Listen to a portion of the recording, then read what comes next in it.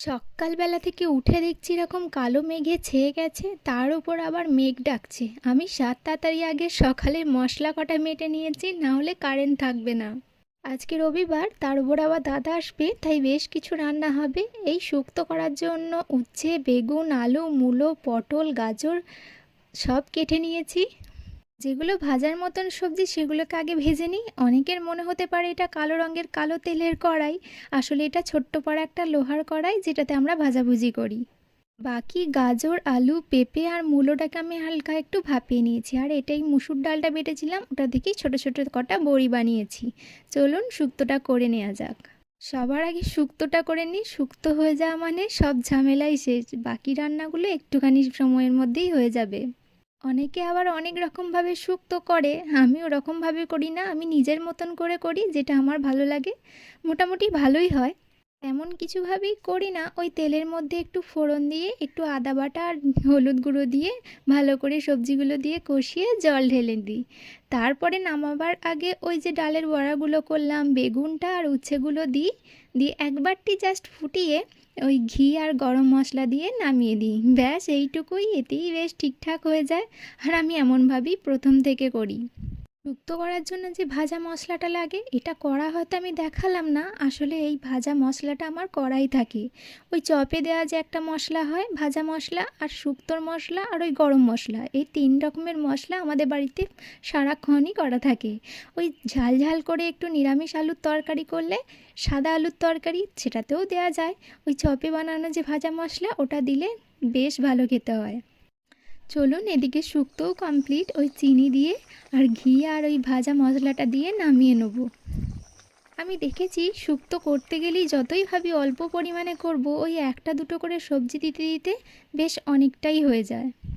আর এক ধরনের শুক্তো করি, সেটা খুবই কম করি, এই ভাজা মশলা দিয়ে যে ঝোলঝোল শুক্তোটা, এটাই বেশ ভালো লাগে। আর একটা যেটা শুক্তো হয় সাদা শুক্তো, সেটা পোস্ত বাটা দিয়ে করি, সেটাও খেতে ভালো লাগে, কিন্তু এখন আর তেমন ভালো লাগে না, এটাই বেশি ভালো লাগে, এটাই খাই। ব্যাস শুক্তো কমপ্লিট। এবার ডালের বড়া দিয়ে যে পোস্তটা বানাবো বলে রেখেছিলাম সেটা বানাই। এই ডালটাকে একটু আদা, নুন আর চিনি দিয়ে ভালো করে ফেটিয়েছি, ভালো করে ফেটালে খুব নরম হয়। ওই পোস্তটা দিয়ে যখন করা হয় শক্ত থাকে না, খুব নরম হয়, খেতে খুব ভালো লাগে। এই ডালের বড়া আমাদের বাড়িতে সবাই পছন্দ করে, গরম গরম ভাতে হোক বা ডালের বড়া দিয়ে তরকারি হোক আর এই পোস্তই হোক, বেশ ভালো লাগে। এটাতে একটু পেঁয়াজ দিলেও ভালো লাগে, আসলে দাদা আঁশ খেতে চায় না, ওই জন্য পেঁয়াজ দেবো না।